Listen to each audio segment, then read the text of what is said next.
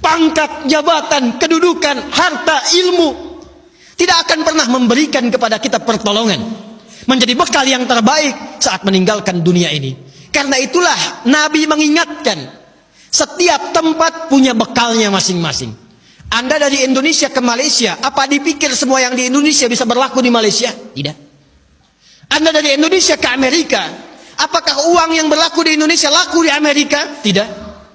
Belum tentu bisa digunakan. Mas sekarang kita dari dunia akan berpindah ke alam selain dunia. Apakah akan menggunakan bekal dunia? Kata Allah, tidak. Bekal yang dibawa saat berpulang dan kita katakan meninggal dunia itu hanya satu, yaitu amal saleh. Di dalam Al-Quran tidak disebutkan amal saleh kecuali dengan kalimat zikrullah. Zikir. Zikir. Zikir. Zikir adalah nama lain dari amal saleh. Sekaligus secara bahasa juga peringat. Seakan Allah ingin mengatakan, hei, ingat kamu akan wafat. Ingat kamu akan meninggal. Sekarang pangkatnya tinggi, hartanya banyak, ilmunya luas. Saat pulang ingat, saat meninggal dibawa tidak itu. Pakaian cuma 2 helai kain kafan, tidak ada kantongnya. Dibawa ke alam kubur, dunia tidak ada yang ikut. Zikir, ingat. Eling, ingat, kata Allah.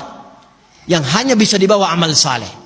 Karena itulah ketika Allah meminta kita menunaikan amal saleh, semua amalnya disebut dengan zikir. Bukankah kita diperintahkan menunaikan salat?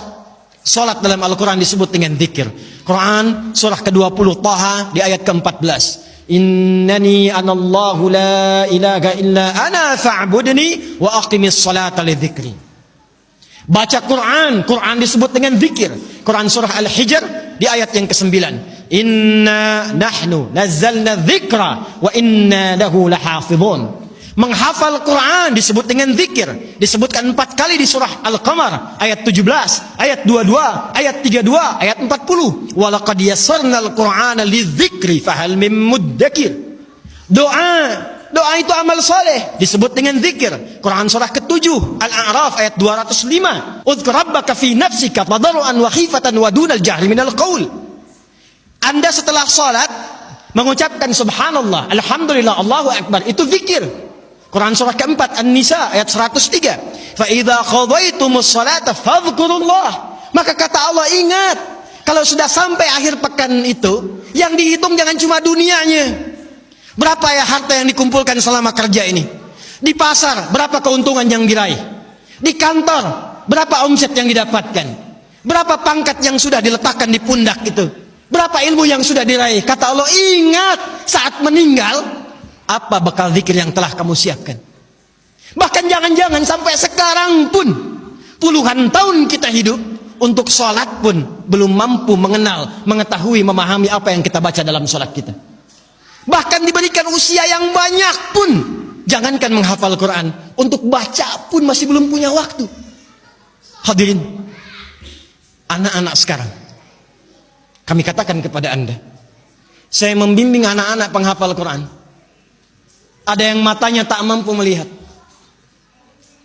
Ada yang otaknya lumpuh. Usia 3 tahun, 4 tahun, menghafal Quran. Sampai hafal 30 juz. Dan ketika kami tanyakan kepada mereka, kenapa Anda menghafal Quran? Mereka katakan, untuk menjadi bekal ketika berjumpa dengan Allah subhanahu wa ta'ala.